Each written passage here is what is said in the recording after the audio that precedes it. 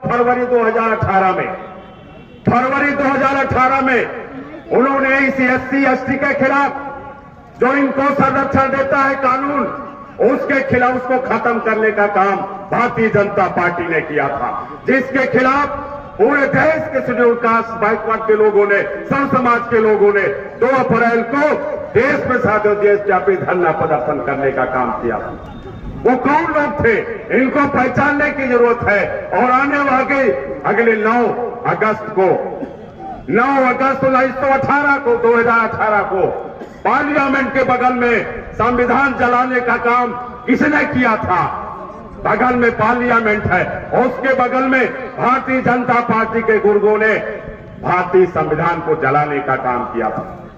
एक समाजवादी पार्टी है साथी, जिन्होंने 2012 में एक शेड्यूल कास्ट के सांसद से मायावती जी ने राज्यसभा से शेड्यूल कास्ट के प्रमोशन के आरक्षण का बिल पास करा दिया था, जो संवैधानिक था। संविधान कहता है प्रधान से लेकर प्रधान सचिव तक हमारी भागीदारी 22.5% होनी चाहिए।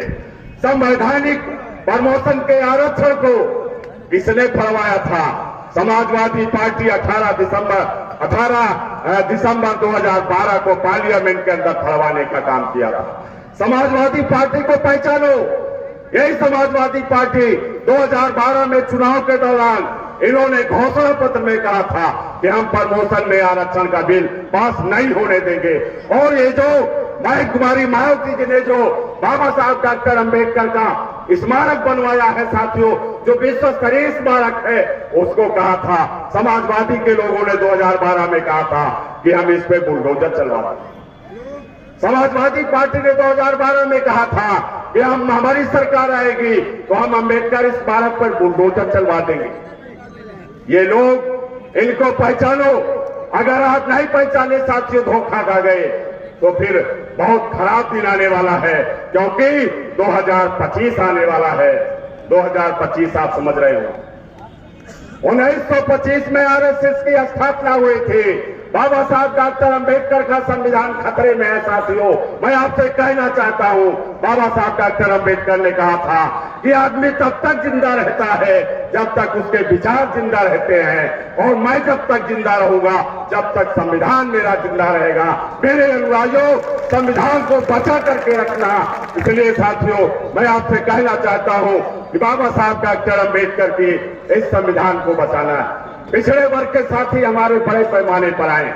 पिछड़े वर्ग के लोगों, मैं आपसे कहना चाहता हूं कि आप याद करो 27 सितंबर 1951 परम पूज्य बाबा साहब डॉक्टर अंबेडकर ने, जो कानून मंत्री थे, उन्होंने इस्तीफा दे दिया था। आज जो अंतरिम सरकार में 27 सितंबर 1951 को संविधान के निर्माता परम पूज्य बाबा साहब डॉक्टर अंबेडकर ने संविधान कानून मंत्री से इस्तीफा दे दिया था। इस्तीफा क्यों दिया था? आप लोग कभी समझते हैं, पढ़ते हैं? अगर हम बाबा साहब को श्रद्धांजलि अर्पित करने आए हैं तो उनके विचार को, उनकी लेखनी को, उनको लेख को हमको पढ़ना होगा। पार्लियामेंट के अंदर साथियों, महिलाओं को कोई अधिकार उस जमाने में नहीं हुआ करता था। महिलाओं को सूदों के बराबर जिंदगी जीने का अवसर मिलता था, चाहे वो सूद हो और चाहे महिला हो, चाहे जिस जाति धर्म की महिला हो। महिला और सूद में कोई अंतर नहीं होता था। बाबा साहब डॉक्टर अंबेडकर ने पार्लियामेंट के अंदर पंडित नेहरू जी से कहा था, हिंदू